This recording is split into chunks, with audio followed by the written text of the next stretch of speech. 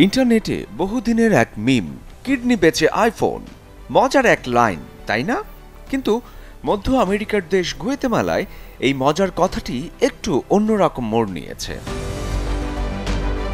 Guatemala সরকার organ donate আইন পাশ করেছিল হাজারো মুমূর্ষু রোগীর জীবন বাঁচানোর জন্য, কিন্তু যোগ্য 10 লাখ মানুষের মধ্যে স্বেচ্ছায় রেজিস্ট্রেশন করলেন মাত্র 2 জন। এই জায়গায় ঢুকে গেল একটি সংগঠনের জিনিয়াস আইডিয়া, কিডনি দিলেই আইফোন।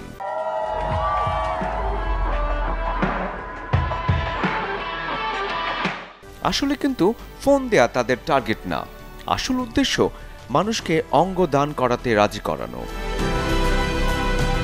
একটি মিমকে তারা ঘুরিয়ে করল সচেতনতার টুল। এভাবেই মজা আর মার্কেটিং মিলে হলো এক অদ্ভুত কিন্তু কার্যকর ক্যাম্পেইন, যেখানে আইফোন নয়, মূল গল্প হলো মানুষ বাঁচানো। ভিন্ন ধারার মার্কেটিং কখনো কখনো পণ্য বিক্রি নয়, মানুষকে একটি ভালো কাজের দিকেও ঠেলে দেয়।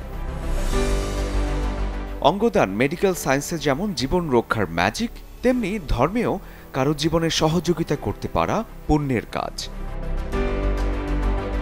আজকের পৃথিবীতে প্রযুক্তি বদলায়, ট্রেন্ড আসে যায়, কিন্তু একটি সত্য কখনো বদলায় না, মানুষই মানুষকে বাঁচায়।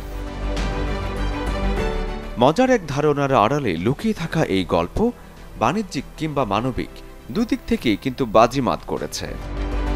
শরীফুল হক, চ্যানেল 24।